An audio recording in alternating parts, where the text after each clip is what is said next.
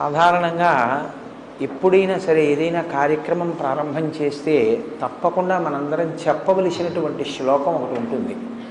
ఏదైనా ఒక పెద్ద కార్యాన్ని ప్రారంభం చేసే ముందు, ఆ రోజు దినచర్యని ప్రారంభం చేసే ముందు పూజా కార్యక్రమంలో మొట్టమొదటి పూజలో మొదట చెప్పవలసిన శ్లోకం సుముఖశ్చైకదంతశ్చ కపిలో గజకర్ణకః లంబోదరశ్చ వికటో విఘ్నరాజో వినాయకః ధూమకేతుర్గణాధ్యక్ష బాలచంద్రో గజాననః వక్రతుండ శూర్పకర్ణో హేరంబ స్కందపూర్వజః షోడశైతాని నామాని ఎప్పటే చునియాదపి విద్యారంభే వివాహే చ ప్రవేశే నిర్గమే తథా సంగ్రామే సర్వకార్యేషు విఘ్నస్తస్య న జాయతే.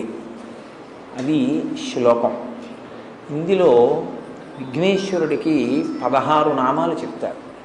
ఈ 16 నామాలు షోడశైతాని నామాని అని. ఇంట్లో ఈ 16 నామాలు చెప్పేవాడు తప్పకుండా ఉండాలి అని. ప్రతి ఇంట్లోనూ కూడా ఈ 16 నామాలు చెప్పబడాలి. చెబితే మిగిలిన వాళ్ళు వినాలి. అంటే ఈ శ్లోకాన్ని ప్రతిరోజు పైకే చదవాలి అని గుర్తు. ఇంట్లో మిగిలిన వాళ్ళు దీన్ని చదవలేరు అంటే ఇంటి యజమాని దీన్ని పైకి చెప్పాలి. చెప్తే మిగిలిన వాళ్ళు వినవలసి ఉంటుంది. కనీసం ఏమిటంటే పూజ ప్రారంభం అవుతోంది అంటే వెళ్ళి అక్కడ నిలబడడం కష్టం కాదుగా. పూజ మధ్యలో ఏదైనా అంగం అంటే మాకు తెలియదండి, ఆ సమయానికి ఏదో పనిలో ఉంటాం, ఎలా పెడతాం అనొచ్చు. పూజ ప్రారంభం చేసి ఘంటారామం చేయగానే వెళ్ళి అక్కడ నిలబడడం పెద్ద విశేషం ఏం కాదు. కాబట్టి ప్రతిరోజు మనం ఈ 16 నామాలు చెప్పాలి. కనీసంలో కనీసం పెద్దలు చెప్తున్నప్పుడు వినాలి. 21 కదా విఘ్నేశ్వరుడికి అన్ని పూజకి వాడబడేటటువంటి సంఖ్య. మరి ఈ శ్లోకం దగ్గరికి వచ్చేటప్పటికి 16 అన్నమాట ఎందుకు వాడారు? షోడశైతాని నామాని. 21ని 16 ఎందువల్ల చేయవలసి వచ్చింది అంటే షోడశ కళా ప్రపూర్ణుడు చంద్రుడు. చంద్రుడికి 16 కళలు. 16 కళలు చంద్రుడికి ఉంటే మనిషి జీవితం కూడా షోడశ సంస్కారములతో ఉంటుంది. చిట్ట చివరి సంస్కారం అంత్యేష్టి సంస్కారం.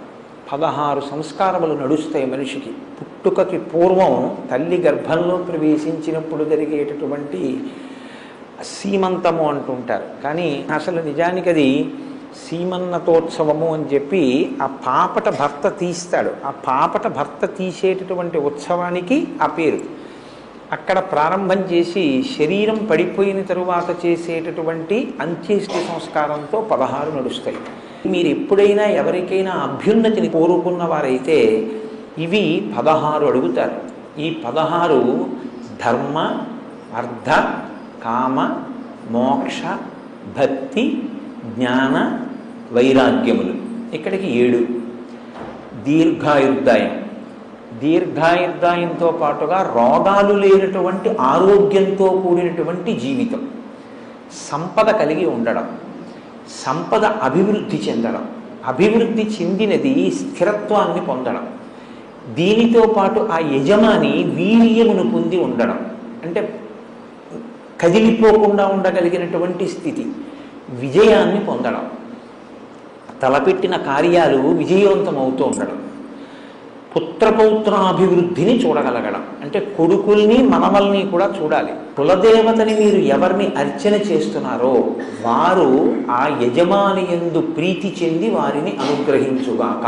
ఈ 16 సిద్ధించడానికి ఏవి విఘ్నాల రూపంలో అడ్డొస్తున్నాయో, ఏవి ప్రతిబంధక రూపంలో వస్తున్నాయో వాటిని తొలగించి ఈ 16ంటిని సిద్ధింపజేయగలిగినటువంటి వాడు గణపతి. కాబట్టి 16 నామములు చెప్పినప్పుడు మొట్టమొదటి నామంతో ఆయన ఏమని పిలుస్తున్నాం? సుముఖ. సుముఖ అంటే మంచి ముఖమున్నవాడు. సంస్కృతంలో ముఖము అన్న మాటకి నోరు అని కూడా అర్థం. సుముఖ అంటే మంచి ముఖం. ముఖము ఎప్పుడు వస్తుంది? పుట్టుకతో వస్తుంది.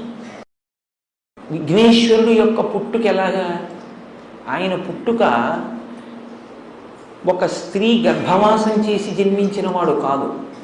అమ్మవారు ఆవిడ సుమంగళి, అందున నిత్య సుమంగళి, నిత్య యవ్వనంలో ఉండేటటువంటి తల్లి.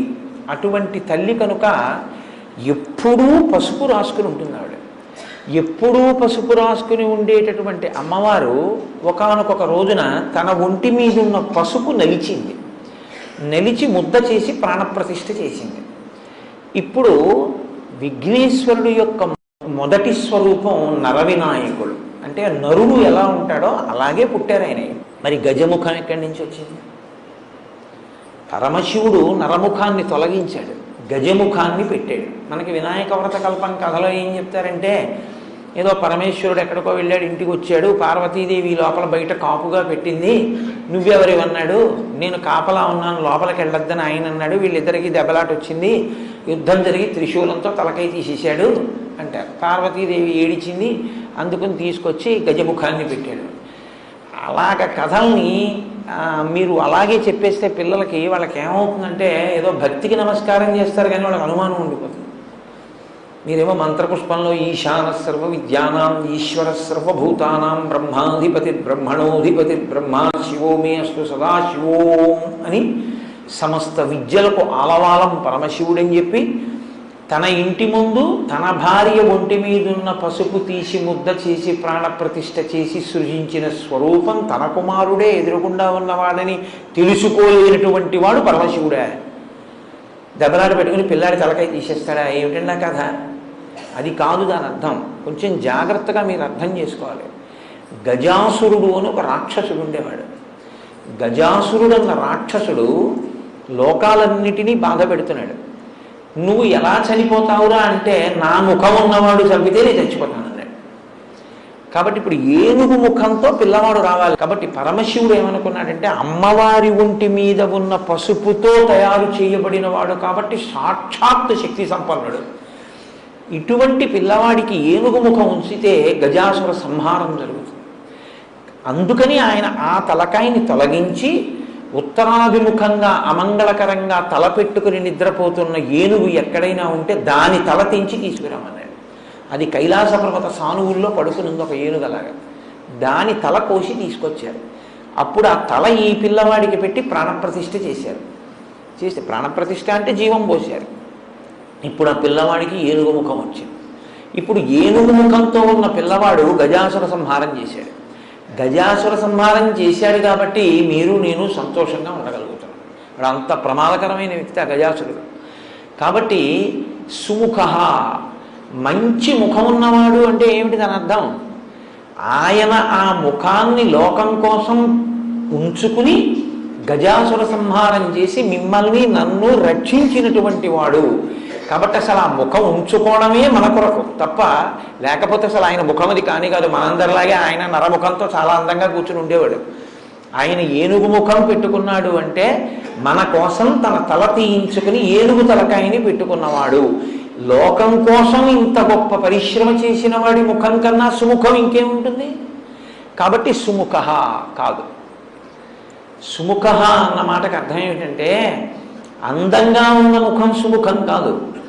ఏ ముఖము ప్రేమని కలిగి ఉంటుందో, ఏ ముఖము ప్రసన్నమై ఉంటుందో, ఏ ముఖము సంతోషముతో ఉంటుందో దానికి సుముఖమని పేరు. శుక్లాంబరధరం విష్ణుం శశివర్ణం చతుర్భుజం ప్రసన్నవదనం ధ్యాయేత్. ఆయన ప్రేమ కలిగి ఉంటాడు. మనని ప్రేమించగలిగినటువంటి రూపం, మన కోసం ఏదైనా చెయ్యగలిగినటువంటి స్థితి ప్రేమ, అది ముఖమునందు అభివ్యక్తమవుతుంది. సుముఖ, ప్రేమ కలిగినటువంటి ముఖం ఉన్నవాడు మనందరి పట్ల ప్రేమతో ఉంటాడు, సంతోషంతో ఉంటాడు. సంతోషం ఎందుకు ఉంటుంది? ఆయన పూర్ణుడు కనుక ఆయన పొందవలసింది ఏం లేదు, ఆయన అన్నీ పొంది ఉన్నవాడు. అందుకని ఆయన నిత్య సంతోషి, ఎప్పుడూ సంతోషంగా ఉంటాడు. ఎప్పుడూ సంతోషంగా ఉన్నవాడు ఏం చేస్తుంటాడు మీరు చూడండి, చాలా ఉల్లాసంగా నడుస్తుంటాడు, చాలా హాయిగా ఉంటాడు, చేతులు కాళ్ళు ఆనందంగా కలుపుతాడు. అందుకే గణపతి నృత్య గణపతిగా ఉంటారు. లేకపోతే ఆయన పెద్ద లంబోదరంతో ఉన్నవాడు ఆయన నృత్యం చేస్తే అందంగా ఉంటుందండి. మీరు నవ్వచ్చు కానీ ఆయన సంతోషిస్తారు. పిల్లలు సంతోషిస్తే ఆయనకి చాలు. ఆయన ఎందుకు నృత్యం చేస్తాడంటే ఆయన సంతోషం ఉన్నవాడు. సంతోషం ఉన్నవాడు కాబట్టి నర్తించగలడు. ఎప్పుడు ఏడిచేవాడు ఏం నర్తిస్తాడు? వాడు ఏడుస్తూ కూర్చుని ఉంటాడు, వాడికి సంతోషమే లేదు, ఇంకా భావ ప్రకటన ఎక్కడ ఉంటుంది? కాబట్టి ఆయన సంతోషం ఉన్నవాడు, ఆయన ప్రేమ కలిగినటువంటి వాడు, ఆయన ప్రసన్నంగా ఉండేవాడు. పిలిస్తే పలుకుతాడు, పిలిస్తే పలికి మీ కోరిక తీరుస్తాడు. ప్రసన్నంగా ఎప్పుడూ వినడానికి సిద్ధంగా ఉంటారు. ఆయన ప్రసన్నమైనటువంటి వాడు కాబట్టి సుముఖ, మంచి ముఖం ఉన్నవాడు కాదు.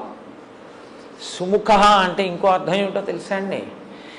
ఏ ముఖాన్ని మీరు చూస్తే మీకు లక్ష్మీ కటాక్షం కలుగుతుందో ఆ ముఖం సుముఖం. లక్ష్మీ కటాక్షం అంటే ఏంటి? సంకల్ప సిద్ధి. మీరు అనుకున్నది జరగడం, మీకు జరిగినది మీరు అనుభవించడానికి లక్ష్మీ కటాక్షం అని పేరు. చాలా జాగ్రత్తగా పట్టుకోవాలి మీరు. అది మీకు ఉండడం, మీరు అనుకున్నది జరగడం లక్ష్మీ కటాక్షం కాదు. మీరు అనుకున్నది జరిగి దాన్ని మీరు అనుభవించగలిగితేనే లక్ష్మీ కటాక్షం. అంటే ఉన్నదాన్ని అనుభవించగలగడం. ఇంట్లో పదార్థం ఉంది, తను తినగలగాలి, ఆరోగ్యం ఉండాలి కదా. అందుకే కదా 16లో ఆరోగ్యం వచ్చింది. అప్పుడు అది లక్ష్మీ కటాక్షం కింద మారుతుంది. ఈ లక్ష్మీ కటాక్షాన్ని ఇంట్లో కృప చెయ్యగలిగినటువంటి రూపం మీరు ఇలా చూస్తే చాలు, మీకు ఇవ్వగలిగినటువంటి రూపం వినాయక స్వరూపం. ఎందుకో తెలుసా అండి?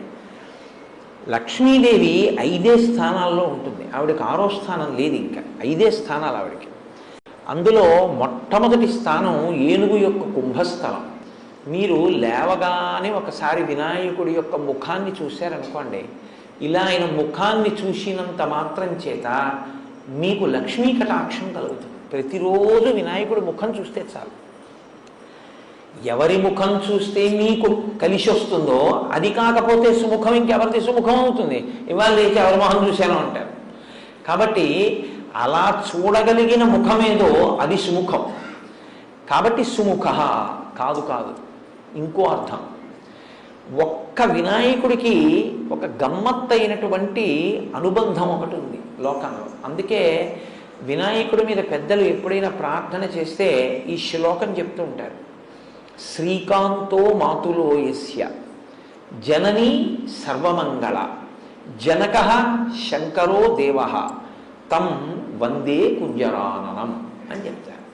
ఇది చాలా గమ్మత్తైన శ్లోకం నిజంగా. ఎందుకంటే ఎప్పుడైనా నమస్కారం చేస్తే ఆయన తల్లి సంబంధం చెప్తారు, తండ్రి సంబంధం చెప్తారు. ఒక్క వినాయకుడికి మాత్రం మేనమామ గారితో మొదలెడతారు. శ్రీకాంతో మాతులో యస్య, మాతులో అంటే మేనమామ, నీ మేనమామ శ్రీకాంతుడు. శ్రీకాంతుడు అంటే శ్రీ అంటే లక్ష్మీదేవి యొక్క భర్త, నీకు మేనమామ.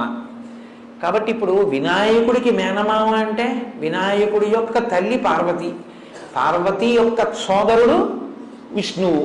ఎక్కడుంది అలాగా? భాగవతంలో కృష్ణ పరమాత్మ ఇక్కడ వసుదేవుడికి జన్మించినప్పుడే అక్కడ యశోదానందులకు ఆవిడ యోగమాయగా జన్మించింది. ఆవిడేమో దేవకీ వసుదేవుల దగ్గరికి వచ్చింది, ఈయనేమో నంద యశోదల దగ్గరికి వెళ్ళాడు. అక్కడ పుట్టిన ఆవిడ ఇక్కడికి వచ్చింది, ఇక్కడ పుట్టిన ఆయన అక్కడికి వెళ్ళాడు. ఇద్దరికీ ఒక్కరే తల్లిదండ్రులు నంద యశోదలు. కాబట్టి వాళ్ళిద్దరూ అన్నా చెల్లెళ్ళు. భాగవతంలో ఏమి తత్వంలో వాళ్ళిద్దరూ అన్నా చెల్లెళ్ళు. అందుకే మిగిలిన పేర్లు భార్యాభర్తృ సంబంధం చెప్తాయి. రుద్ర రుద్రాణి అంటే రుద్రుడు రుద్రాణి భార్యాభర్తలు, శివ శివాని భార్యాభర్తలు, భవ భవాని భార్యాభర్తలు, నారాయణ నారాయణి భార్యాభర్తలు గారు అన్నా చెల్లెళ్ళు. నారాయణ నారాయణి అన్నా చెల్లెళ్ళు అయితే ఇప్పుడు వైష్ణవము శైవము బంధుత్వం వచ్చింది. ఈ బంధుత్వంలో వినాయకుడికి మేనమామ విష్ణుమూర్తి, నీ మేనమామ విష్ణుమూర్తి, మేనమామల ముద్దు మేలైన ముద్దు.